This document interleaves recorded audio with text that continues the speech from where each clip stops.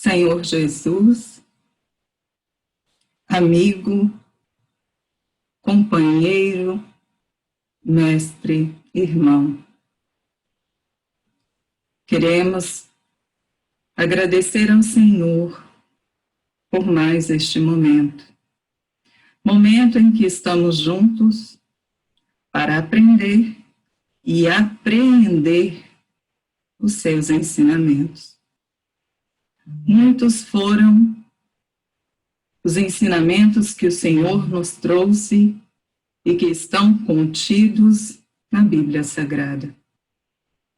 Muitos outros também vieram, não estão escritos lá, mas estão grafados em nós, em toda a plenitude da nossa essência divina.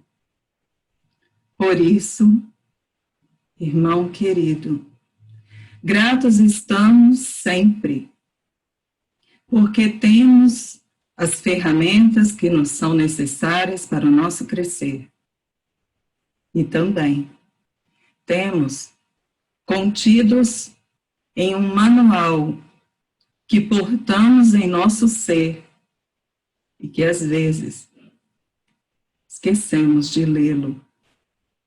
Porque Jesus, jamais o nosso Pai nos levaria a vivências materiais se estivéssemos desprovidos do conhecimento de sua divina sabedoria e justiça. Continue conosco, Jesus, auxilia-nos neste momento com a sua luz e com seu amor. Assim seja. Bem, vamos lá. Alguém não sabe qual é o tema de hoje? Já foi colocado no chat, então vamos só... Eu coloco aqui de novo qualquer coisa. Não tem problema, não, eu falo. O tema de hoje é: dai a César o que é de César. É uma passagem bíblica que muitos conhecem, mesmo quando não leem a Bíblia. É uma passagem que muitos conhecem porque, em muitos momentos, essa passagem ela é dita várias vezes no nosso cotidiano. Mas será que nós sabemos o que significa? Esse é o grande ponto. Bem, os espíritas, eles não são muito acostumados a ler a Bíblia, não é? Mas não podem se utilizar dessa desculpa ao afirmar que não conhecem a Bíblia, porque esta passagem também é mencionada no livro. Vou até mostrar aqui, para que todos vejam o Evangelho segundo o Espiritismo. Então, como bons espíritas, deveríamos pelo menos ter lido alguma coisa em algum momento da nossa vida sobre essa passagem. Bem, muitas vezes, ou muitas são as explicações que nós podemos ter dessa passagem. Como assim? Como assim? Muitas explicações, claro. Jesus nos falou e tudo que ele nos falou a gente consegue ter inúmeras explicações. E por que isso? Como vocês bem sabem, Jesus falou para que nós pudéssemos aprender dos seus ensinamentos um pouco de cada vez. Não é à toa que depois de mais de 2000 anos a gente ainda está aprendendo. Então, vou trazer para vocês algumas visões sobre essa passagem. Talvez vocês encontrem outras tantas, se forem procurar por aí. O que eu quero hoje falar com vocês sobre esta passagem bíblica. Primeiro, vou lê-la, para que vocês possam se recordar dela, né? Apesar de nós sempre brincarmos que vocês, antes de cada palestra, antes de cada estudo, vocês estudam sobre as passagens, sobre os temas que são propostos. Não é isso? Vamos lá. Só um pedacinho da passagem bíblica, tá bom? Os fariseus, ao ouvirem que Jesus havia feito os saduceus se calarem, reuniram-se, e um deles, que era doutor da lei, perguntou-lhe para tentá-lo: Mestre, qual é o maior mandamento da lei? Jesus lhe respondeu. É uma outra passagem, mas eu quero lê-la antes da principal, tá bom? Jesus lhe respondeu: Amarás ao Senhor teu Deus de todo o teu coração, de toda a tua alma e de todo o teu espírito. Este é o maior e o primeiro mandamento. E eis o segundo, que é o maior, que é semelhante àquele: amarás teu próximo como a ti mesmo. Essa passagem, acredito que todos já ouviram ou leram sobre ela, não é? Mas vamos lá. A passagem que nós vamos fazer menção hoje. Então os fariseus, ao se retirarem, decidiram entre si comprometê-lo em suas palavras. Juntaram-se aos herodianos para lhe dizer: Senhor, sabemos que sois verdadeiro e que ensinais o caminho de Deus pela verdade, sem considerar a quem quer que seja, pois não discriminais a ninguém entre os homens. Dizei-nos, então, qual é a vossa opinião sobre o seguinte: devemos ou não pagar o tributo a César? Mas Jesus, conhecendo sua malícia, lhes disse: Hipócritas, por que quereis me tentar? Mostrai-me a moeda exigida para o tributo. E então, tendo eles mostrado a moeda, disse-lhes: De quem é esta imagem e esta inscrição? De César, disseram. Então Jesus lhes respondeu: Dai a César o que é de César, e a Deus o que é de Deus. Ao ouvirem isso, admiraram-se com sua resposta e, deixando-o, se retiraram. Está em Mateus 22, de 15 a 22. Ok? Essa passagem que eu acabei de ler. Bem, vocês observaram que o título da nossa palestra é Dai a César o que é de César. Ok? E vocês viram que na passagem bíblica continua-se dizendo: e a Deus o que é de Deus. Vamos lá. Vocês perceberam a passagem que eu li? A primeira passagem, que falava sobre o principal mandamento? Vocês concordam comigo que essa primeira passagem, que fala sobre o principal mandamento, não está inserida no complemento da resposta dada por Deus, por Jesus? Dai a César o que é de César, e a Deus o que é de Deus. Por que eu pedi para que nós pudéssemos cantar aquela música que dizia assim: se estás perdido e não sabes?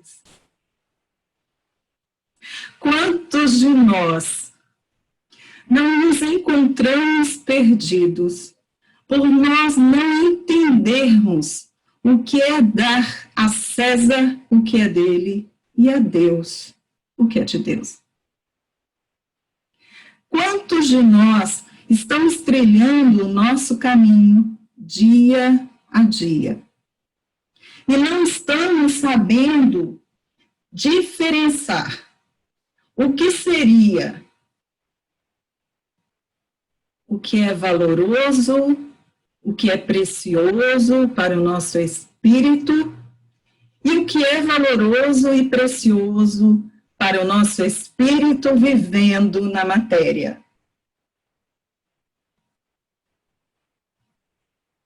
Esta passagem, dai a César o que é de César, ela veio pela boca do nosso Mestre Jesus, porque ele foi incitado, foi pressionado por aqueles que queriam lhe fazer mal a responder algo que era extremamente delicado naquele momento da vida deles. E aí vai mais uma pergunta minha. Como nós estamos hoje? Como estamos vivenciando as experiências que estamos tendo na nossa vida? Experiências essas que são tão delicadas quanto este assunto era na época de Jesus. Não sei se vocês sabem, mas nesta época os hebreus eles estavam sob o domínio romano e eles eram obrigados a pagar os impostos. Quem gosta de pagar imposto? Podemos não gostar, mas somos obrigados a. Concordam? E somos obrigados porque dentro de um contexto de uma sociedade existe uma regra para isso. E um objetivo que, a princípio, seria extremamente nobre e extremamente útil para a própria sociedade. Não vou comentar se os impostos daquela época eram tão nobres quanto os que hoje nós poderíamos mencionar, mas os hebreus não gostavam de pagar imposto. Os hebreus, eles se rebelavam contra o pagamento de imposto. Eles não gostavam dos herodianos, eles não gostavam daqueles que cobravam os impostos. Não gostavam. E aí? Em razão disso, no momento em que fizeram essa pergunta para Jesus, existia a parte religiosa, que o incitava, e a parte daqueles que estavam ali, e se Jesus respondesse de uma forma contrária ao pagamento dos impostos, possivelmente Jesus seria preso. Que talvez fosse o verdadeiro objetivo, né, daqueles que o incitaram à resposta. Jesus, entendendo a malícia destes, deu uma resposta que faria com que nós pensássemos e repensássemos, nós que eu digo seres humanos, encarnados, reencarnantes, há mais de 2000 anos. E por que eu estou falando isso? Só neste contexto do imposto, porque eu não vou ficar neste assunto, mas só neste contexto do imposto, até hoje nós somos reticentes em pagar. 2000 anos tentando compreender o que Jesus quis falar naquela época. Mas Jesus só quis falar sobre pagamento de imposto? Claro que não. Mas Jesus, ele quis falar algo que fazia parte da nossa responsabilidade material. Pensem comigo. Se nós somos obrigados a alguma coisa, e nós usamos de subterfúgios 1000 para não cumprir esta coisa, que seria de nossa responsabilidade, nós estaríamos infringindo qual dos nossos valores? Os materiais ou os espirituais? Porque se nós, mesmo não entendendo o porquê de termos que realizar alguma coisa, mas temos dentro de um contexto uma obrigação cívica, legal, não importa. Nós usarmos de subterfúgio, ou seja, darmos desculpas, fingirmos realidades não existentes, significa que nós estamos infringindo qual dos valores que eu mencionei? Será que são só os materiais? Aqui estamos falando sobre imposto. Siga um pouco com este assunto. Será que se nós colocarmos dependentes fictícios, será que se nós colocarmos dentro das nossas declarações inverdades, nós estaremos infringindo só a lei material? Mas todo mundo faz.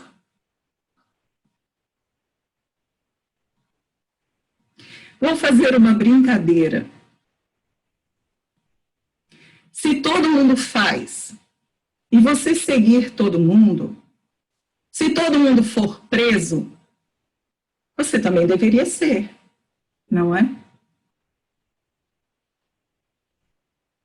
Então, significa que seguir todo mundo dá a você a responsabilidade de você arcar com as consequências da sua escolha. Estão seguindo o meu raciocínio? E aí vem, dentro de um contexto de verdades espirituais, se nós agimos errado, qual é a lei que incide sobre nós e nos traz as consequências das nossas ações? Não é a lei de causa e efeito? Ação e reação? Então, como nós, agindo de alguma forma equivocada, errada, não importa qual das duas expressões, se nós agirmos assim, aceitaremos as consequências dos nossos atos?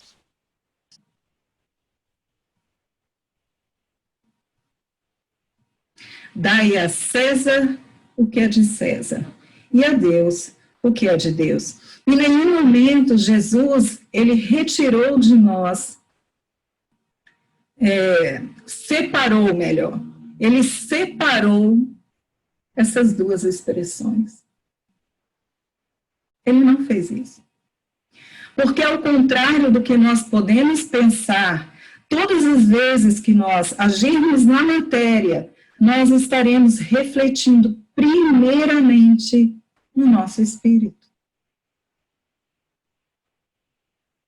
E quem sofrerá as consequências das nossas ações, seja na vida em que nós agirmos, seja em outra vida que vier, seremos nós.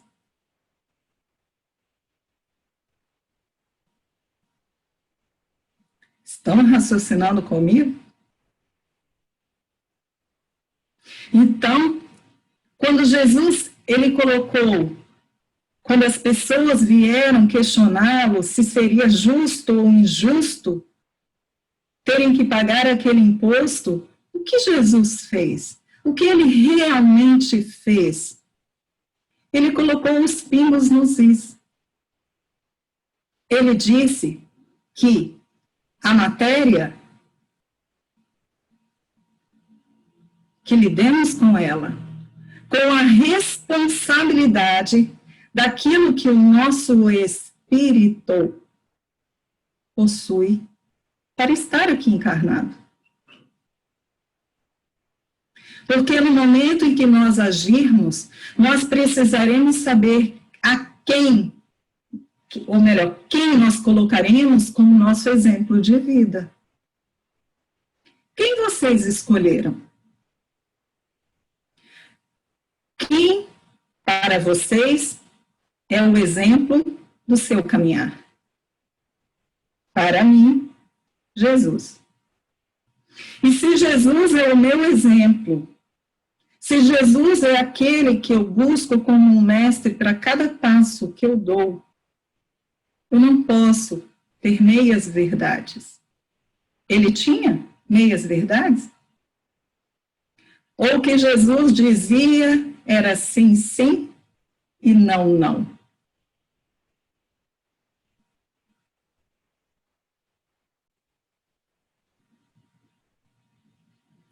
Nós agimos assim? Ou nós temos a proposta de agir assim? Vou tentar colocar um pouco mais maleável o meu verbo agora. Porque nem sempre nós conseguimos fazer isso. Às vezes a gente faz um sim, não, um não, sim. Por que nós agimos assim? Porque nós ainda não temos bastante conhecimento. Mas nós, depois que Jesus veio, não podemos mais afirmar que nós não sabemos o que é certo ou errado. Justificar os nossos erros não nos retira da lista de erros. Mas pela lei divina,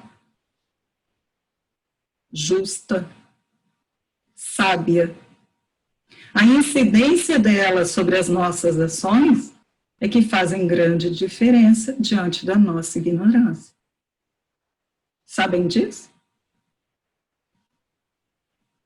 Porque se eu sou uma pessoa que caminhei até determinado passo, e se a Giane é uma pessoa que caminhou passos além de mim, quando a lei incidir sobre Giane, quando a lei ela incidir sobre mim e sobre a Giane, a lei incidirá de uma forma diferente. Porque isso é justo. Porque o Pai sabe exatamente o que passa em nós. E se Ele sabe, a lei ela incidirá justissimamente sobre cada um de nós. Mas se eu me equivoco, e diante do meu conceito, diante da base da minha escolha, terei responsabilidade sobre isso.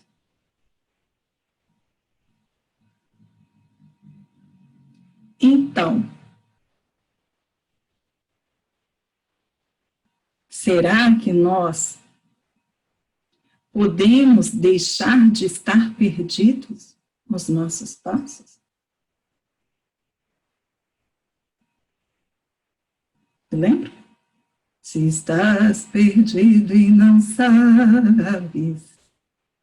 Vocês sabem se estão perdidos ou não? Eu diria a vocês, mais do que nunca estamos nos achando. Olha que bom. Mais do que nunca estamos tendo uma visão de quem somos.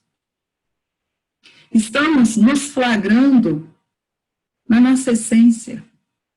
E estamos querendo mudar, mesmo que doa.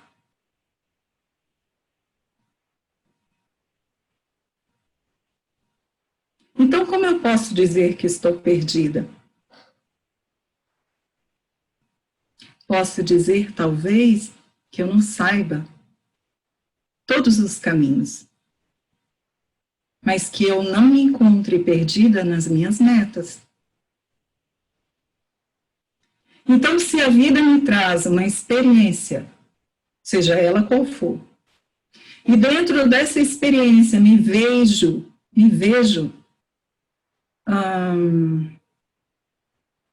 apta a fazer uma escolha baseada nos meus valores, ainda assim, poderei eu me ver confusa se eu quero aplicá-los ou não. Porque todo mundo faz. Por que eu não poderia fazer? E é nessa hora que eu preciso colocar para mim: quem é o meu mestre? Quem é o meu exemplo? O que eu quero para mim? Porque esta vida é uma vida passageira. Muito passageira. E eu vou ter que arcar com cada uma das minhas escolhas, equivocadas ou não. Porque eu arco também com as minhas escolhas maravilhosas. E arcarei com as minhas escolhas não tão boas. Porque para cada escolha, para cada ação que eu fizer, agir, haverá um reflexo. haverá um reflexo em mim, porque a minha essência, ela também terá que lidar com a minha escolha, terá que lidar com a sua consciência. E vocês lembram quem é o nosso juiz? Quem nos julga quando nos virmos frente a frente conosco?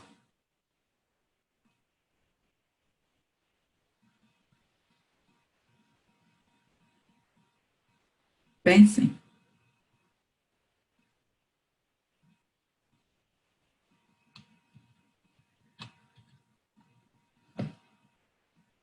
Pode falar, Charles. Eu não sou cega, Charles. Eu sei que você estava esperando o horário. Nós temos uma pergunta do Daniel. Ele pergunta o seguinte: tem o imposto material e o imposto espiritual, né? É verdade. Mas vamos lá. Vamos tentar desmistificar a ideia de imposto. Gente, por que que uma nação, por que que um estado, ele cobra imposto? Pensem. Não é para que ele possa mover a sua máquina em prol da sociedade, daquela sociedade que paga esse mesmo imposto? Eu aqui não estou questionando se este Estado ele faz certo ou faz errado, eu estou falando sobre o objetivo. Não é isso. Porque o Estado em si, ele não tem dinheiro. Quem tem dinheiro são as pessoas que trabalham, que movem, né, esse lado financeiro, e através dos seus impostos elas dão dinheiro ao Estado para que ele possa trazer a elas um resultado, um retorno, seja em saúde, educação, papá. Então, vocês conseguem concordar comigo que a ideia do imposto ela é muito boa? Ela é boa, gente. Então, este imposto que o Daniel acabou de perguntar, né, o imposto material, o imposto espiritual, também não pode ser visto como vocês normalmente encaram, de uma forma negativa. Um imposto espiritual seria tudo aquilo que você produz e você dá a essência ao universo para que tudo volte a você no mesmo nível energético.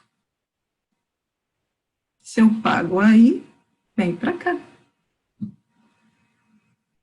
Então, Daniel, você está correto.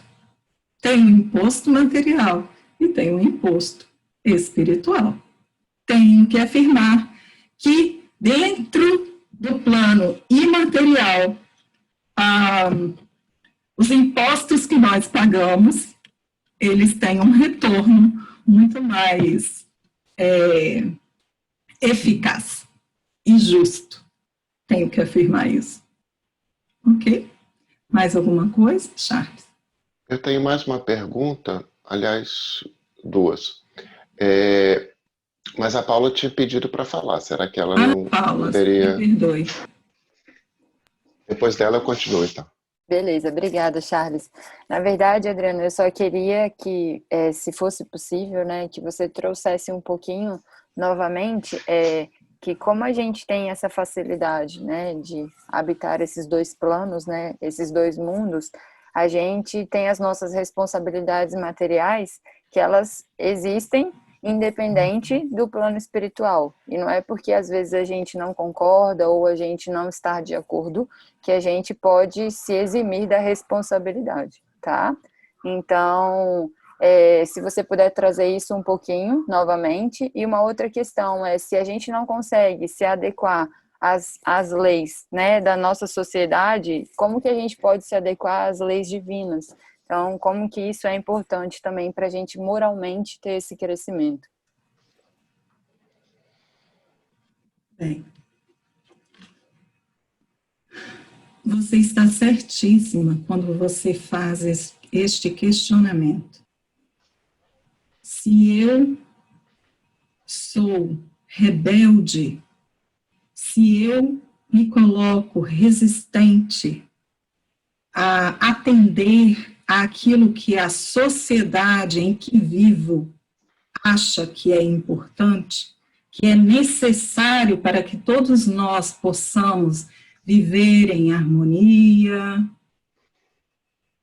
como que eu poderei aceitar a justiça divina incidindo sobre mim? Possivelmente, sempre terei extrema dificuldade de enxergá-la na minha vida, sempre me vitimizando diante das consequências da minha ação. Se eu não gosto de algo, eu necessito trabalhar para que este algo possa ser modificado. Então, colocando isso na vida atual nossa, significa que se existe uma lei que nós acreditamos que seja injusta, uma lei que nós acreditamos que traz muito mais malefícios do que benefícios, nós temos que nos juntar como uma sociedade para fazer uma mudança efetiva nessa lei. Mas descumpri-la significa que nós não estamos compreendendo o quanto é necessário nós buscarmos o atendimento das regras. Ou que, no mínimo, utilizemos-nos dos caminhos judiciais para não cumprir determinada lei, que pode ser considerada inconstitucional, ilegal, não importa. Mas que eu busque os caminhos corretos, que eu faça um esforço para eu atuar diante dessas mesmas regras de uma forma que eu esteja sempre, ou no mínimo, quase sempre, agindo com retidão na minha consciência, no meu coração, no meu espírito. Então, você está corretíssima quando você afirma isso. Quando nós falamos sobre a ideia de que nós precisamos agir conforme aquilo que nós já aprendemos, já acreditamos ser o correto, é que faz com que nós estejamos sempre coerentes em nosso caminhar. Então, por exemplo, eu posso me equivocar, eu posso, às vezes, descumprir uma regra por desconhecê-la. Dentro de um contexto espiritual, íntimo, a lei divina incidirá de uma forma. Mas como eu não posso afirmar para o mundo que eu não conheci uma lei, que ela é pública, porque também essa é uma regra, talvez eu precise prestar contas do descumprimento dessa própria lei. Percebem a diferença? Paula, me lembre, por favor, a primeira coisa que você pediu para eu reforçar. Na verdade, você já trouxe junto de toda essa resposta, Okay. Que na verdade era não necessariamente por a gente não concordar, a gente deveria descumprir, ou que por a gente habitar esses dois planos, a gente teria a possibilidade de não fazer o que a gente precisa fazer aqui, né? Então, já foi. Essa parte eu gostaria, só um minuto, Charles, essa parte eu gostaria de colocar, por quê? Porque nós precisamos lembrar que se nós faz parte da nossa vivência reencarnarmos, isso também faz parte da nossa vivência espiritual. Isso é importante nós lembrarmos. O fato de nós estarmos com a matéria aqui não retira de nós essa etapa como parte do nosso processo espiritual de crescimento. E é aqui na matéria que nós vamos colocar todos os nossos valores materiais e espirituais em prática. Ok? Charles? Tem mais perguntas, posso fazê-las? Uhum. Pergunta da Claudine. Então, se o Pai nos conhece e age de acordo com como nós estamos, eu posso entender que ele dá a César o que é de César e dá a cada um segundo as suas obras. Está certíssima. Claudine, você está certíssima. O primeiro ser que dá a César o que é de César é Deus. Porque ele criou esse sistema. Porque ele entende que esse sistema é importante para o nosso crescimento. Então, no momento em que nós compreendemos que a matéria, ela faz parte de todo o nosso ser, e que nós precisamos, e aí vem outro ponto, vivenciar a matéria da forma que ela é Deus nos dando a oportunidade das vivências necessárias para o nosso crescer. Porque entendam uma coisa, eu vim encarnar aqui, encarno na matéria, ou reencarno, né, inúmeras vezes, na matéria, e eu me recuso a vivenciar a minha vida material. É você estar também descumprindo uma lei divina. Quando você está aqui, você precisa vivenciar a sua vida material, senão você não tem o devido aproveitamento dela. Nós necessitamos, dentro de um contexto, e aí eu vou dar aqui uma imagem para vocês, que o planeta Terra, a nossa vida, ela é como se ela fosse uma gaiola de porta aberta.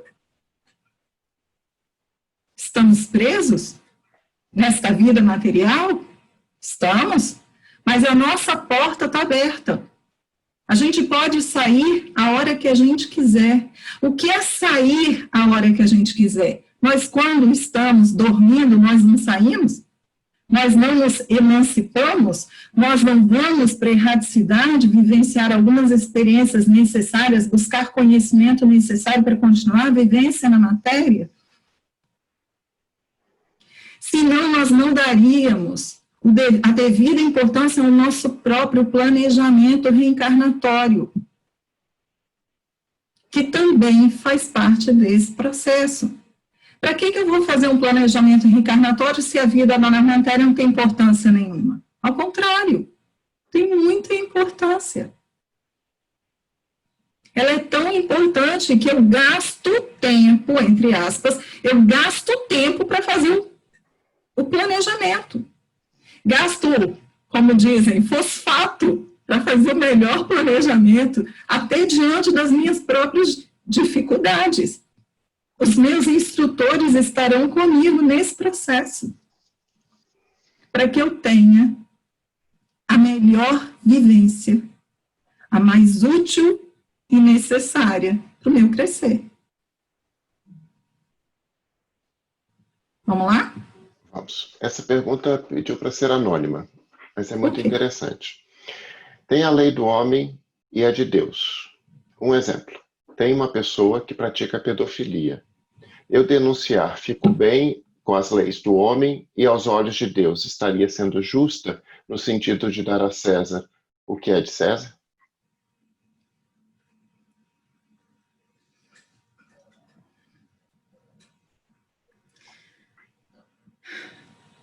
Cabe ao homem que está se afogando tentar se salvar? Cabe ao homem que está doente procurar a cura?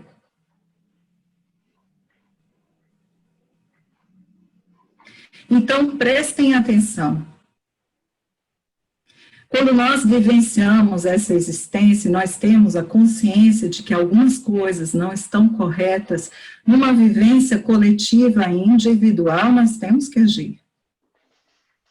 Porque senão as pessoas que vieram neste planeta terreno reencarnar para poderem aprender a viver diferente, sem essas máculas, elas não vão aprender nunca. Então, o que eu estou tentando responder é: quando nós virmos que alguém está agindo com injustiça, nós devemos agir com justiça. Pedofilia é crime. E se é crime, além de estar levando a alguém dor e sofrimento, está, com o nosso calar, estará dando a esta outra pessoa que age ilicitamente carta branca para ela continuar. Se ninguém faz nada, então eu não preciso mudar. Lembrem-se, quando se afirma que a dor é necessária, que o escândalo é necessário, nós não estamos dizendo que nós devemos agir como tal, que nós devemos deixar as pessoas que estão ao nosso redor continuar na dor. Porque se eu estou junto a alguém que está no momento de dor dela, talvez seja porque eu posso ser aquela ferramenta que dará a ela o consolo para que ela possa superar o seu momento. Então, pelas leis divinas e pela lei material, sim, você está sendo um instrumento valoroso para que ambas as pessoas, o alvo do crime e aquele que o pratique, possam se ver livre deste ato. Espero ter respondido. Eu queria que você aprofundasse um pouquinho nessa parte, porque a gente sempre ouve dizer que a gente não pode condenar a pessoa, mas sim condenar o ato, né? Então, no momento em que a gente age contra um ato, não quer dizer que o outro também não precise de ajuda, mesmo quem pratica o ato.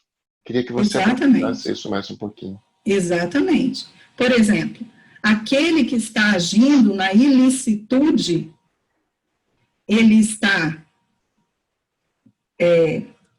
quem é esta pessoa que está agindo na ilicitude? Pense um minuto. Quem é esta pessoa?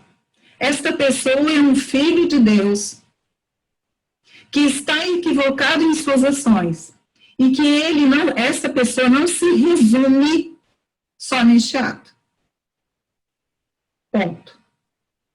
Então, quando nós levamos ao conhecimento da justiça, quando nós levamos um ato ilícito de alguém, nós não estamos levando ao julgamento este alguém, nós estamos levando a julgamento o ato dele.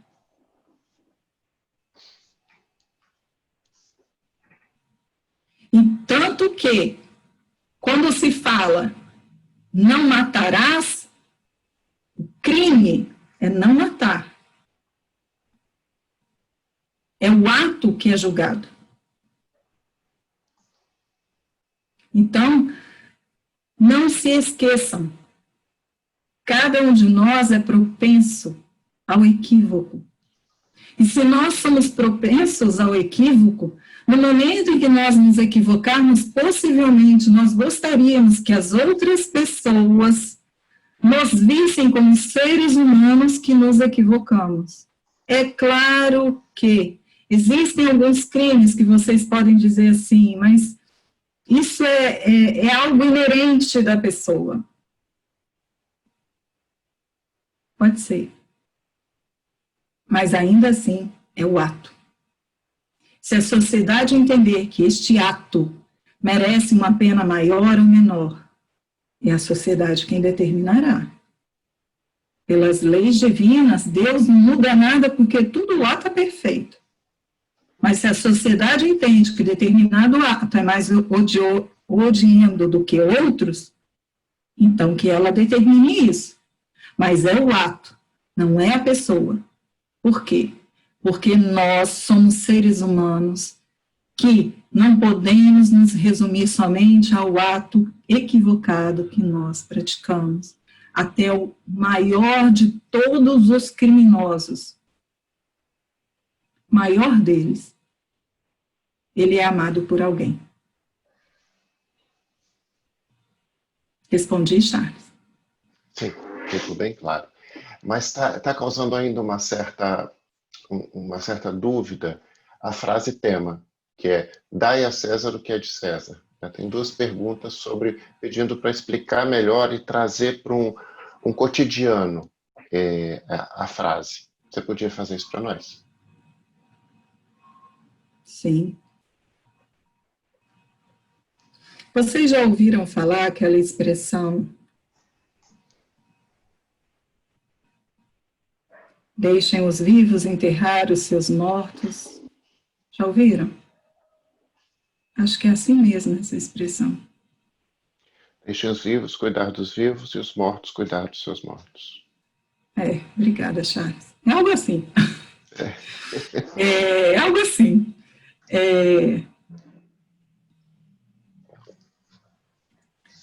Quando nós nos colocamos com esta vestimenta material, nós necessitamos nos enxergar seres reencarnantes. Nós precisamos nos enxergar seres da matéria. Nós temos necessidades na matéria. Nós temos responsabilidades na matéria. E quando nós afirmamos, dai a César o que é de César, é nós compreendermos, logo de início, seguinte expressão: não faça ao outro aquilo que você não gostaria que fizesse a você. Temperado com a segunda parte, que é: dai a Deus o que é de Deus. Quando é afirmado, dai a César o que é de César, é porque nós necessitamos ter uma medida só. Nós precisamos compreender que a medida que nós usamos para nós tem que ser a mesma medida que nós usamos para o outro. Então, se eu hoje vivencio a minha vida e desejo respeito, eu preciso respeitar o outro. Se eu vivo a minha vida e eu desejo ser amada, eu preciso amar os outros. Dai a César o que é de César. É você chegar na sua vida material e você, por exemplo, eu moro numa casa alugada e eu preciso de água, luz, na minha casa. Só que o meu aluguel é tão caro que eu não consigo pagar essas contas. Todo mundo faz gato, né? E aí eu resolvo fazer um gato. Dai a César o que é de César, verdadeiramente é você não fazer o gato. Porque água e luz é paga. E se eu não estou pagando, significa que eu tirei Jesus como meu exemplo e botei de lado, para o meu bem-estar. Eu sei que é duro ouvir isso. Principalmente quando a gente está numa casa, a gente trabalhou tanto, fez tanta coisa e não está conseguindo pagar as contas. Eu sei que é duro.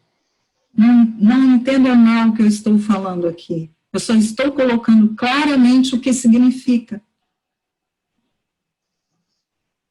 Vamos tentar colocar algo que não é nem tão básico, internet. Não sei nem se hoje é tão básico, acho que é até mais básico do que água. Mas vamos lá. Eu quero ter um Wi-Fi na minha casa, não tem como pagar, resolvo, pego do vizinho. Ele me dá a senha lá dele, quer dizer, melhor, eu descubro de uma forma não tão lícita e fico usando o Wi-Fi do vizinho. E o vizinho está pagando sozinho. E em nenhum momento eu cheguei para o vizinho e falei, ó, deixa eu pagar uma parte, me ajuda, eu não estou podendo pagar agora. Você está entendendo? Dai a César o que é de César, você dar a você aquilo que você vai dar ao outro. É aquilo que você gostaria demais que fizessem por você. Será que eu respondi? Fala. Eu poderia dizer... Deixa meu apoio falar um pouquinho. Claro, desculpa. Ok. Eu acho que só aproveitando para a gente exemplificar um pouquinho mais, o que a gente está tentando trazer, né, com essa frase, com essa colocação, é que a gente não adianta só a gente cuidar do espiritual e negligenciar o nosso material. Não adianta a gente só ficar apenas em oração e esquecer das nossas responsabilidades materiais. Seja na hora que estiver na padaria e receber um troco, o troco está errado, você viu que está errado, em vez de você devolver, você fica com esse dinheiro. Em outras ocasiões, você se aproveitar sabendo o que seria o certo, né? Então, se a gente sabe qual é o certo e quais são as nossas responsabilidades e obrigações inerentes à matéria, e a gente tem conhecimento disso, não adianta a gente se preocupar só no plano espiritual, viver em oração, tentar uma harmonização, entender que a nossa vivência maior vai ser no plano espiritual. A gente está aqui exatamente porque a gente precisa estar aqui.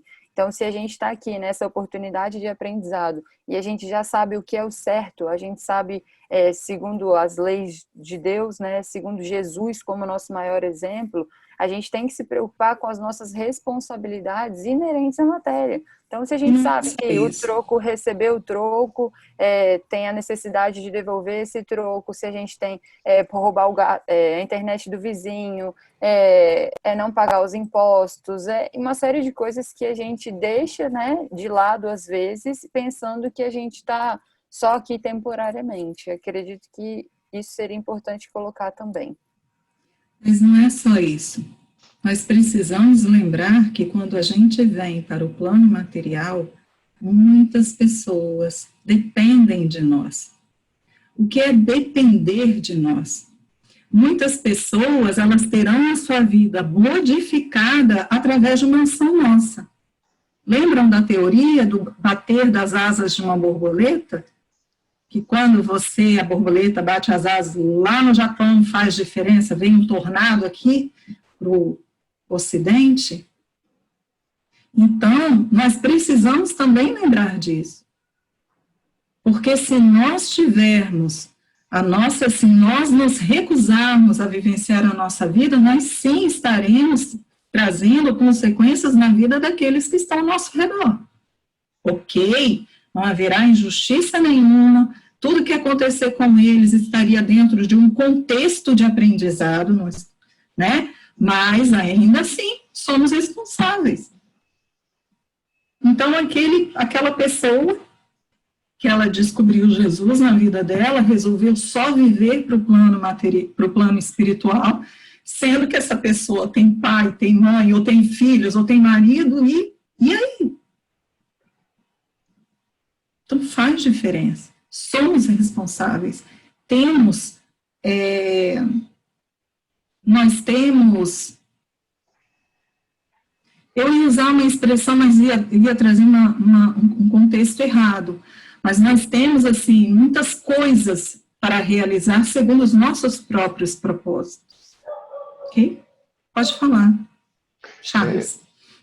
Quando você terminou de dar a explicação, me veio a seguinte interpretação. Eu queria que só você confirmasse se está correto ou complementasse. Dar a César o que é de César seria viver o material de acordo com os ensinamentos de Jesus. E, nesse sentido, se ligar com o Sermão da Montanha que fala, não se preocupeis com o dia de amanhã bastam as suas preocupações? Sim. só quero fazer uma referência. Vivenciarmos a nossa vida segundo os ensinamentos de Jesus para quem é cristão. Sim. Ok? Só para ficar claro isso, porque nós não podemos retirar daqueles que não são cristãos os próprios ensinamentos dos seus mestres para que eles possam achar o seu caminho. Ok? Como nós estamos aqui num grupo que é cristão, estamos falando dos ensinamentos de Jesus, tá bom? Que, a princípio, são extremamente difíceis para que nós possamos abraçar tudo e seguir em frente, não é? Mas, assim, você está correto, Charles. Quando nós pensamos na nossa vivência, utilizando-nos das ferramentas que nós possuímos e as melhores e mais eficazes ferramentas são os ensinamentos de Jesus para nós cristãos, sim, você está correto. Obrigado. Tem duas perguntas do Daniel que se completam. Só não dá para sonegar o espiritual, né? Porque corrupto tem dos dois lados. E na sequência, prestar contas de um valor espiritual na matéria fica meio sem sentido, minha visão. É um valor espiritual. Pensem aí. Quais são seus valores espirituais? Porque se vocês não souberem quais são seus valores espirituais, Daniel está correto. Fica sem sentido. Mas se vocês souberem quais são seus valores espirituais, ou seja, vocês souberem que estão tentando angariar seus tesouros espirituais para que vocês possam ir para a vida verdadeira com a única coisa que vocês podem carregar, aí vocês começam a enxergar o sentido deste contexto. O que é prestar conta de um valor espiritual? Pensem. Como vocês agem com alguém na vida de vocês sem vocês colocarem em prática seus valores espirituais? Respeitar é um valor espiritual. Ser grato é um valor espiritual. Ter empatia é um valor espiritual. E outras tantas coisas mais. E vocês, na maioria das vezes, vão colocar isso em prática na matéria, porque espiritualmente nós temos um dedo duro, que somos nós mesmos. Porque na matéria, quando eu coloco em prática o meu valor espiritual, eu efetivamente estou sendo extremamente honesta. Porque a matéria, ela me traz uma cobertura das minhas verdadeiras intenções. No plano espiritual, todo mundo sabe. Você sabe. Porque o espírito vibra nas suas intenções.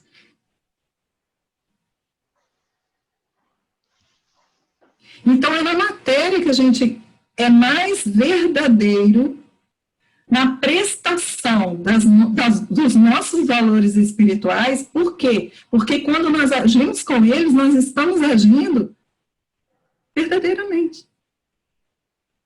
Ah, mas eu posso fingir. Posso. Mas não é na prática que a gente alcança a perfeição? E se eu estou fingindo o valor material, significa que eu estou praticando. Se eu finjo um valor espiritual hoje, significa que eu ainda não o entendi. Mas que eu sei que é importante, porque eu estou fingindo. Então, eu preciso colocá-lo em prática, não importa de que jeito for. E vai ser muitas vezes.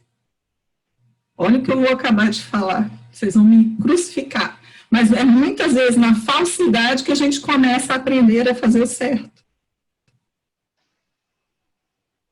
Porque aquele que não sabe fazer, por não compreender, ou porque quer alcançar uma vantagem,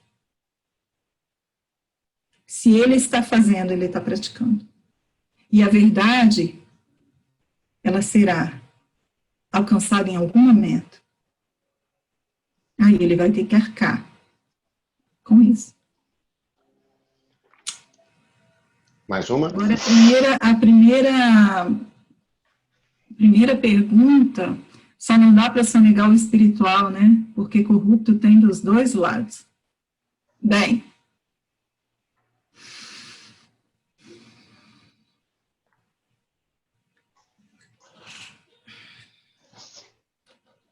eu não sei se eu compreendi bem a expressão do Daniel. Não sei.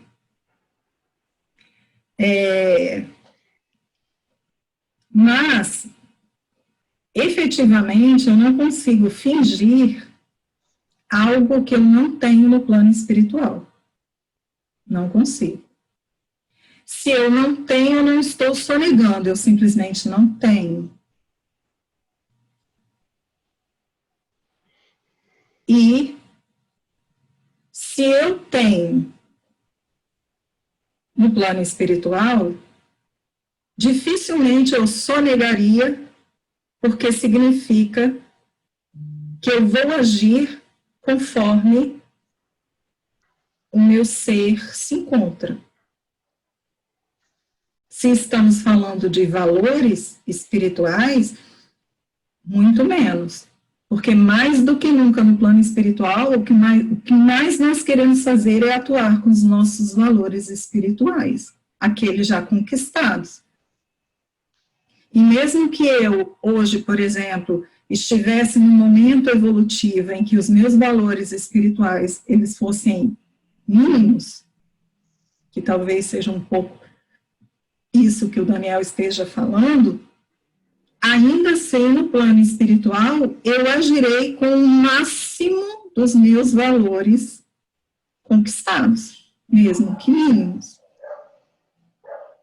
Então, quando vocês imaginam, por exemplo, um influenciador no plano espiritual, este influenciador, ele pode parecer o pior influenciador do mundo, mas ele ainda estará agindo com o máximo dos seus valores espirituais.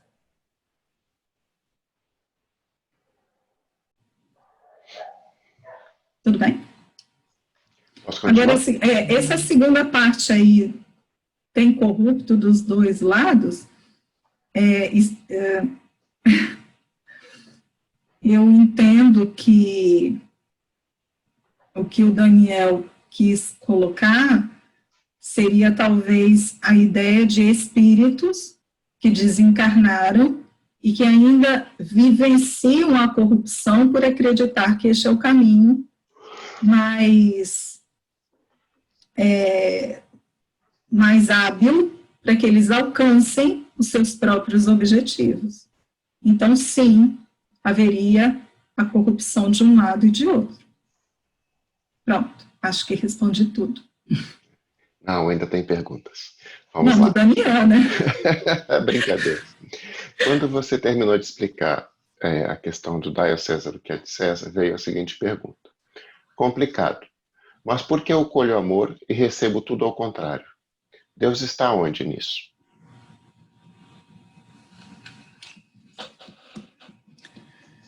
Deus está exatamente na oportunidade que você está tendo de vivenciar todas essas experiências.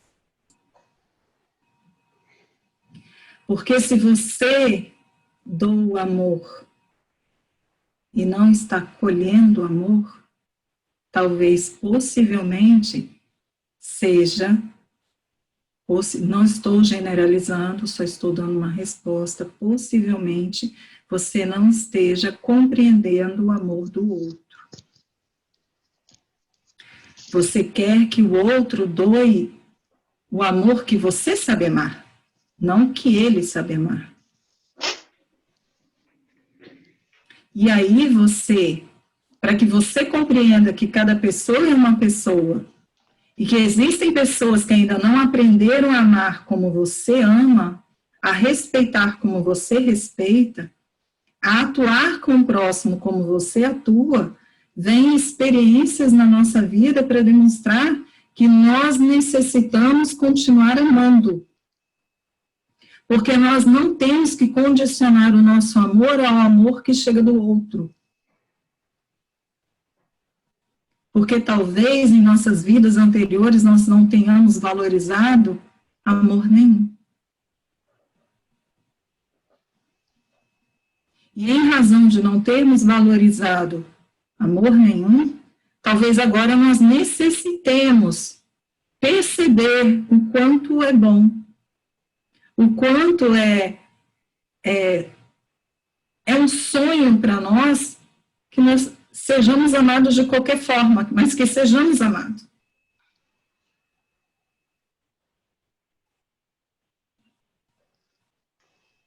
Então, a princípio, o que eu diria? Eu diria que não condicione o amor que você dá ao amor que você recebe. Mas, e escute o mas, isso não significa que você tenha que se colocar como alvo de alguém que não está sabendo te amar. Isso é importante. Se a pessoa que está com você não está sabendo te amar e respeitar, você não é obrigado a estar com essa pessoa. Mas que você compreenda que este é o amor que a pessoa sabe amar. Este é o aprendizado. E aí você vai começar a perceber que talvez o amor que você saiba amar, talvez também não seja o melhor que as outras pessoas que estão ao seu lado desejam. E isso é dessa forma que nós vamos aprendendo, através das diferenças. Vamos lá? Tem só um complemento para isso, uma contribuição de um colega. A gente não colhe no outro o que plantamos. Nós colhemos em nós o que plantamos em todos os lugares. Posso fazer a próxima pergunta? Sim. Pergunta da Claudine. Dai a César o que é de César. É não causar danos materiais a alguém, não desrespeitar o outro da mesma forma como não gostaria de que fizessem comigo. No final acaba na mesma frase. Amar ao próximo como a ti mesmo. Sim. Dai a César o que é de César, ele não precisa também ficar só focado na sua visão material. Não causar danos materiais às pessoas. Porque você, na matéria, também pode causar danos emocionais. Você pode causar danos psicológicos nas pessoas que estão ao seu redor. Dai a César o que é de César está muito voltado ao seu ser, direcionado às pessoas que estão ao seu redor, que, da mesma forma que a lei de causa e efeito, quando você dá, você recebe. Então, quando você dá a César o que é dele, César te retornará. Na mesma proporção. Então, de uma certa forma, Claudine não está errada, mas complemento. É também você não causar danos psicológicos, emocionais, ninguém. Porque você não gostaria de ser alvo disso. Você gostaria de ser respeitada. Você gostaria de ser amada. Dentro da sua capacidade de fazer isso tudo. Porque você ainda não sabe tudo. Nós não sabemos tudo ainda. Nós estamos aprendendo. Vamos lá? Eu estou sentindo um certo incômodo e agora eu queria colocar isso para você dissecar para nós. Né? Você trouxe para nós uma informação que ela contrasta com muitas informações que as religiões trazem. né? Ou a interpretação que é dada a essa frase, dai a César o que é de César, a Deus o que é de Deus. Quando nós ouvimos dai a César o que é de César e a Deus o que é de Deus, nós sempre ouvimos que havia um mundo material, nesse mundo material há regras, mas que há o mundo espiritual, que seria o mundo de Deus, e nesse mundo de Deus haveriam as suas próprias regras.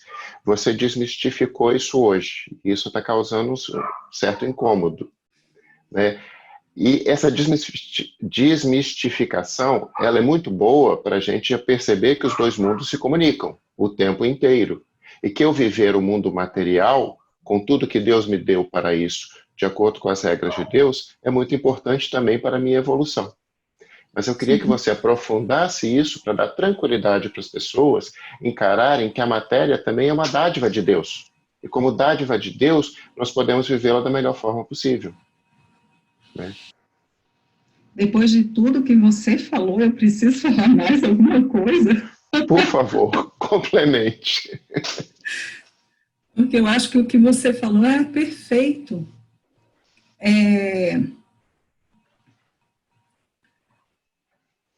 Vamos lá.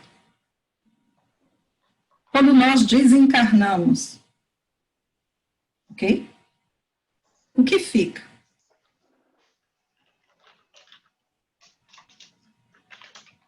Fica a matéria, né? Fica o corpo.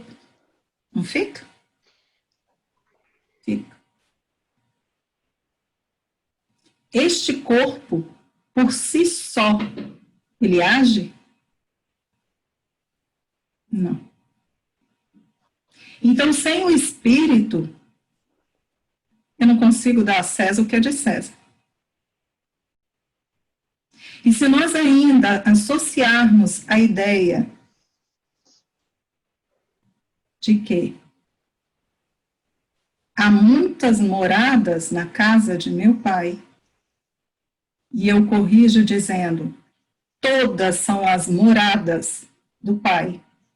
Então, significa que, estando no plano material ou no plano espiritual, nós temos que dar a Deus o que é de Deus. Não tem outra forma de viver. Eu trouxe para vocês uma visão um pouco diferente, porque nós não podemos esquecer que esses dois planos não estão separados. Em nenhum momento. Mesmo agora que vocês estão aí acordadinhos, olhando para esta tela, escutando a minha voz, vocês estão no plano espiritual. Numa carne que está no plano material.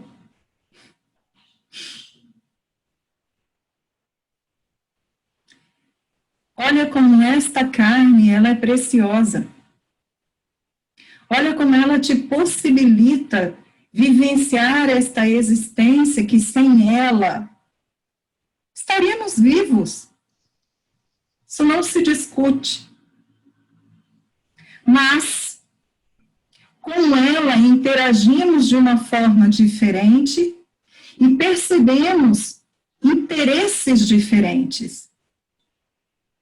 E normalmente é quando os nossos interesses eles são aviltados, quando eles estão em perigo, que a gente mais reage. E é por esses interesses, normalmente, que a gente se enxerga. Interesses esses, na sua grande maioria, vinculados à matéria. Então, sim, esta matéria, ela deve ser todos os dias, a gente acordando, a gente deveria ser grato por tê-la. Porque é ela que nos dá essa possibilidade de vivenciarmos uma vida material, mesmo nós estando no plano espiritual. Deixe com César o que é de César. Mas vivencie a sua vida com Deus, porque somos de Deus.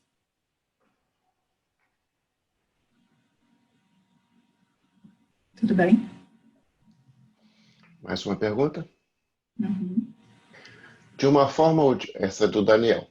De uma forma ou de outra, você paga com o valor das duas formas, pois paga o espiritual na matéria e o material no espiritual, né? Se nós usarmos a ideia do tributo, podemos usar este verbo pagar, ok? Mas no banco divino, a gente não paga nada. Normalmente a gente só acha que quita. E isso é só achamos, porque pela lei divina a gente não quita nada. Pela lei divina a gente só aprende. Pela lei divina a gente só tem essas experiências para o nosso crescimento. Só que a gente ainda acha que está quitando débitos. E olha, já passaram mais de 2000 anos. Então, Daniel, eu não gosto muito de usar a ideia do pagar. Eu gosto muito de dizer que nós estamos aprendendo. E quando a gente dá a César o que é de César e a Deus o que é de Deus, é quando nós mais nos doamos, para que nós possamos, nos abrindo, absorvermos os ensinamentos para o grande aprendizado que faz parte da nossa vida material / espiritual. Ok? Vamos lá? Bom, as perguntas acabaram. Eu gostaria de pedir à Paula que complementasse, ela pediu para falar, né? E eu vou encerrar as perguntas agora. Tá? Já são 9h20. Paula, é com você. Beleza. Adriana, na verdade, eu queria trazer uma frase, né, que eu acho que é meio que o resumo de tudo que a gente falou, mas ao mesmo tempo puxa um pouquinho para um outro lado, tá? Se pretendes viver retamente, não des a César o vinagre da crítica. Ajuda-o com teu trabalho eficiente, no sadio desejo de acertar, convicto de que ele e nós somos filhos do mesmo Deus. Então, essa frasezinha foi trazida por Chico, né, por Emmanuel. Então, assim, se você puder comentar.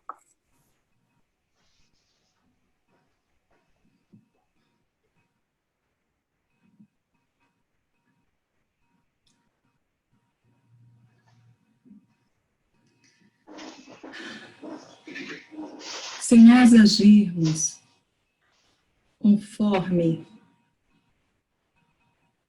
os nossos algozes, o que nós seríamos? Se nós não compreendermos as dificuldades alheias, como compreenderemos as nossas? Se nós não recebermos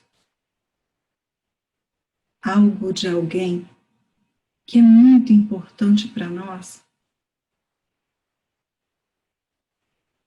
por equívoco nosso acharmos que temos que agir igual, o que nos tornaríamos? O que eu posso afirmar para vocês é que uma das grandes lições que nós podemos ter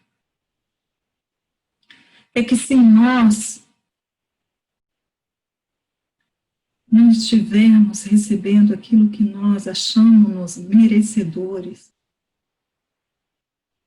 é aí que nós precisamos mais e mais agir segundo os nossos valores espirituais. Porque vocês podem ter certeza que se a vida que vocês sonham não estiver sendo vivenciada por vocês, e se vocês superarem a vontade de dar o troco, como vocês usam a expressão, tenham a certeza que vocês estarão construindo o merecimento para vivenciar uma vida melhor. Porque se o objetivo da vida é o aprendizado, se o objetivo da vida é o nosso crescimento, quanto mais nós mostrarmos a vida o quanto estamos aprendendo, menos testes avaliativos nós teremos. Talvez alguns exercícios. Somente para que nós possamos perceber que estamos aprendendo. Porque como um bom professor na matéria, se ele te dá aula, se ele dá lição, se ele faz exercícios na sala de aula, se ele dá exercícios para casa, se ele percebe que a turma está trazendo para ele o retorno do aprendizado, será que haverá necessidade de testes maquiavélicos? Desculpem os professores. Será que haverá necessidade de testes maquiavélicos na sua vida? Possivelmente não, gente. Sabe por quê? Porque se vocês estão aprendendo, todos os testes serão fáceis. Pronto, tirei a carga dos professores. Porque se nós estamos aprendendo, nós saberemos responder as questões. Mas se nós ficarmos, porque o professor não está dando a aula como eu gostaria, eu não falo com o professor o que eu tenho dúvida. Como que o professor auxiliará você nos aprendizados? Como que o professor poderá saber aquilo que ele pode levar a você para sanar as suas dificuldades? A vida, ela sabe. Mas se você não souber, parecerá tudo injustiça. Tudo parecerá perseguição. Você será sempre uma vítima. E aí, você usará da expressão dai a César o que é de César e a Deus o que é de Deus, a conotação do olho por olho e dente por dente.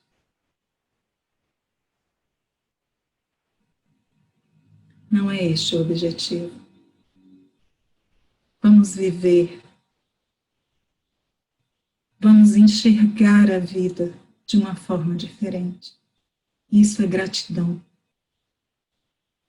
Gratidão não é nós agradecermos por algo que nos foi feito. Isso é educação. Gratidão não é você, numa igreja, agradecer a Deus. Isso é oração. Gratidão é você mudar a sua forma de enxergar a vida. Em vez de você se fixar naquilo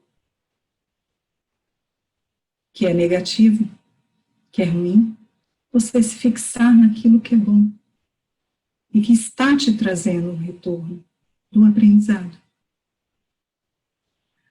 Essas últimas palavras que eu falei não são minhas.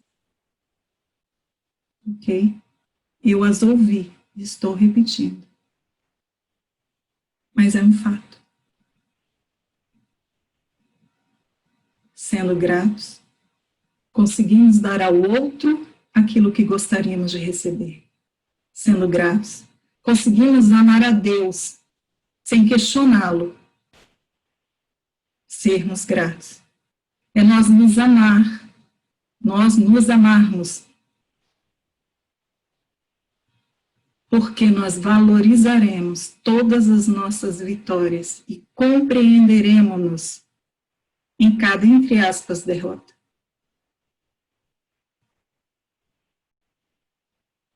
Vamos viver a vida material, jamais esquecendo que somos espíritos, vivendo uma vida espiritual.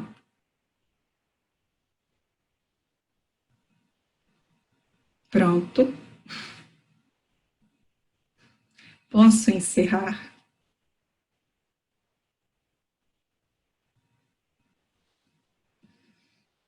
Eu acho que eu vou deixar um monte de gente quietinha hoje pensando na vida. Hoje eu sinto assim um silêncio de todos vocês. Assim. Vamos encerrar com uma oração.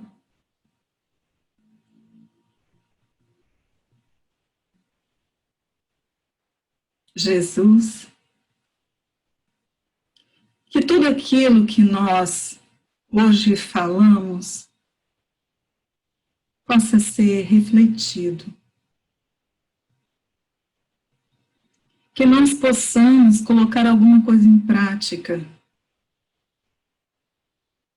Que nós possamos compreender a beleza da vida material na integração com a vida espiritual. Que todos nós possamos